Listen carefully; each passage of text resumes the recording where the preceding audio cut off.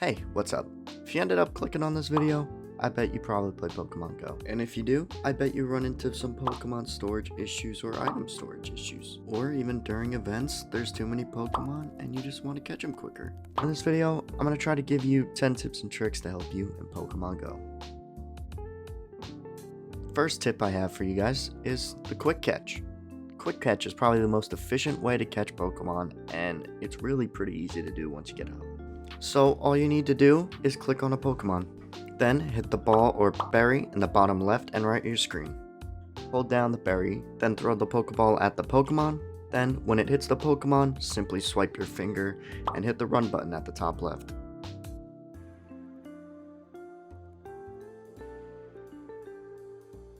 Then just go to your Pokemon storage. The good thing about the quick catch is on like community days or big events, when you're trying to get through big clusters of Pokemon, you go through them in like 10 seconds. It is such a useful method, and once you get the hang of it, you'll be catching Pokemon in 2 seconds. Catch everything. Stardust is probably the most useful resource in all of Pokemon Go. The best way for you to get Stardust is just by catching Pokemon. All Pokemon will at least give you 100 Stardust, so if you have a star piece, ×2 or even ×3 event going on, catch everything you see. Also, while you're out there, keep an eye for Paris, Parasect, Meowth, Persian, Alolan Meowth, Alolan Persian, Shelter, Cloyster, Staryu, Starmie, Delibird, Shroomish, Breloom, Sableye, Chimecho, Combee, Vespiquen, Audino, Trubbish, Garbodor, Foongus, and Amoonguss, because they will give you boosted Stardust rewards that will really help you out if you're low on Stardust. Please make sure before you transfer a Pokemon, always check the IVs of the Pokemon. The IVs on a Pokemon determine if your Pokemon is usable or not. Every Pokemon has IV stat for attack, defense, and HP, with 0 being the lowest and 15 being the highest you could get. So to find out your Pokemon's IVs, simply click on the Pokemon, hit the 3 lines in the bottom left, hit Appraise, and it should say the Pokemon's IVs in the bottom left. If you want, there's a million apps that you could download to help you name the Pokemon so you know it's a good one, so you don't have to worry about transferring that Pokemon. I'm going to show you how you can spend less time cleaning out your Pokemon storage. So all you need to do is go to your Pokemon storage, go to the search bar at the top, type in !shiny and !mythical and !shadow and !legendary and !4-star and !special. What this will do, it will filter out all your shiny, mythical, legendary, 4-star, and legacy move Pokemon, so it's easier to transfer. So to make sure you don't have to type that all out again, hit the search bar, go to see more in your recent searches, hold it down, and it will save in your favorites.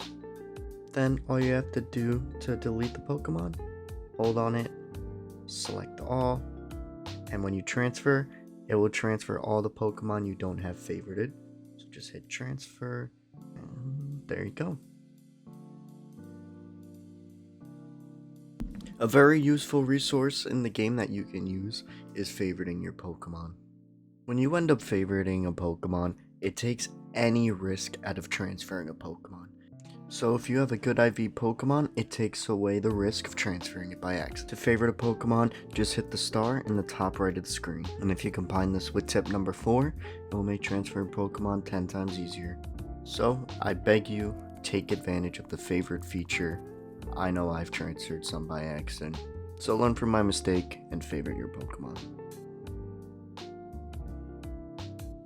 Another great feature in the game is the tag system. The tag system allows you to make custom tags and place certain Pokemon that you want in those categories. With tags, you can organize Pokemon in so many different ways. You You can have all Pokemon from Kanto, all your shiny Pokemon, all legendaries, all your 100%s. You can have them organized in their own tags. For example, some of the tags that I use are shiny. I have a shiny dex, my mega Pokemon, max level Pokemon, 100% IVs, and a few others. Tagging is a great way to organize your Pokemon, and I hope you use it wisely. Also, don't forget to make a little flex tag to show off your cool Pokemon. The next tip I have for you guys is item storage management. How I go about item storage, I usually keep the best things for me. So instead of max potions, I go for hyper potions.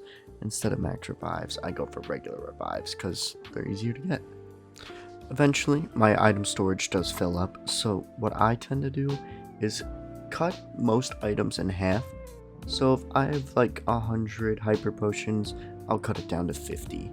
Same with raspberries, 100 raspberries, I'll just cut it down to 50. And if you do find yourself getting more hyper potions than any other potions, I tend to just get rid of the super and regular potion, and then I'll keep a few max potions just in case. But hey, play the game the way you want and keep what you need. So Pokemon Go is all about walking around, and some days you might not be able to in case the weather isn't on your side. So here's a tip to get a few extra kilometers. So all you have to do is go to your settings, scroll to Adventure Sync, make sure you have that on, allow all the pop-ups it says, and then all you have to do is close the game and start shaking your phone. By shaking your phone, it tricks the game into thinking you're walking, so it lets you get maybe like a few extra kilometers if you need it. I've hatched a few eggs this way, but the best option is definitely going and walking around outside. Whenever you start up a raid lobby, it always shows you a recommended party of Pokemon to use. That team is not the best team that you need to use. The Pokemon it gives you bases it off the raid Pokemon's moves. So let's just say you're going up against Charizard, and Charizard is a flying and fire type, but it knows dragon moves. So if the raid Charizard has a dragon move, it's going to recommend ice types, and that's not good at all.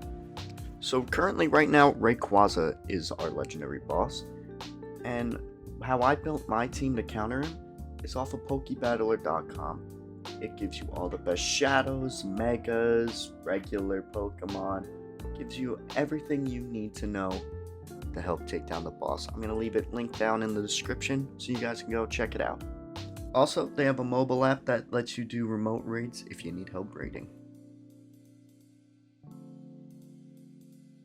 Now, this last tip I have for you guys is huge if you're at level 41 or if you like shiny Eevees. Every Eevee has a name trick to evolve it into its certain form. So what you have to do is either save those for if you want to do a shiny one, or when you get to level 41 for the evolve Eevee task. I recommend saving till you're level 41, just because I'm currently level 41 and I am still working on getting a Sylveon, and that takes a while. You need to get 70 hearts with your buddy, and that takes a long time. So the name tricks you guys are going to want to use is Rainer for Vaporeon, Sparky for Jolteon, Pyro for Flareon, Taimano for Umbreon, Sakura for Espeon, Ray for Glaceon, Linnea for Leafeon, and Kira for Sylveon. And make sure to use the name trick wisely because it is only a one-time use. So here were 10 tips and tricks that I hope helped the new and the old players that enjoy the game. If you didn't know any of these, make sure to comment down below. I'd love to know what you guys know and didn't know. And if you enjoyed the video, consider leaving a like and maybe subscribe for more Pokemon Go content. See you all later.